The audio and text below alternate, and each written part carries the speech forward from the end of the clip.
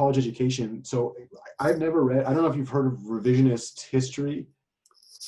Howard Zinn was an example of this. So much of history is written by the people that are conquerors.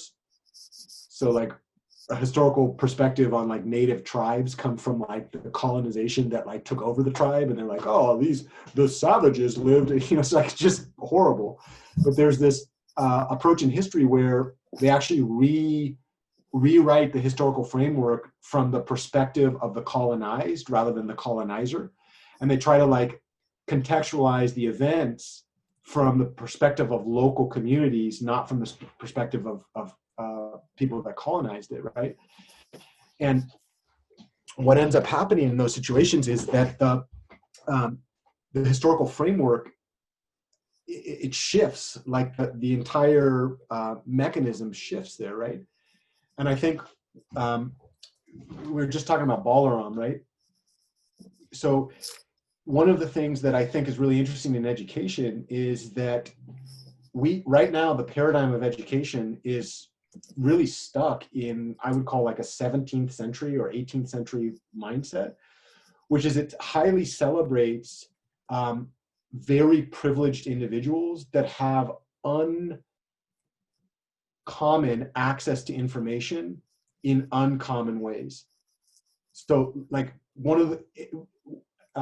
so the dominant narrative in mathematics is that people that are good at math are some geniuses, but I would like to see a revisionist history analyzing the ways that Newton, Riemann, von Neumann, these major figures were privileged in their life in a way that was very, very uncommon for other people.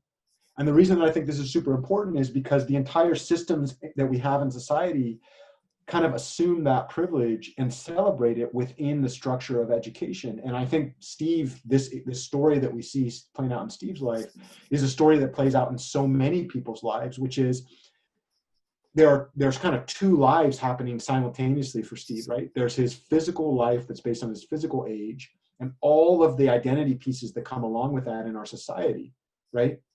So there's an assumption that by the age of 30, these are what I would call dominant narratives, right? By the age of 30, you start a family. By the age of 35, you blah, blah, blah, right? I don't necessarily agree with all of those things. I don't think that those assumptions necessarily have to be true.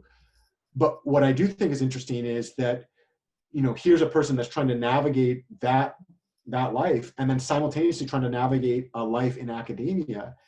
And the stage of his life in academia is not aligned with the dominant narrative of the stage of his physical life. And one of the reasons that I see that is because the assumptions of an academic life are so tied into privilege that it actually takes a ton of counter pressure to overcome the privilege barriers to be able to engage in that space, right?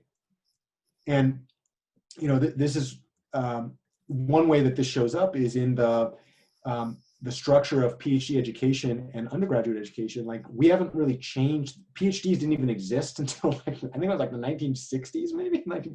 I forget when the first PhD was, but it was in the 1900s for sure, right? Mm-hmm. And if one of the things that's really kind of funny is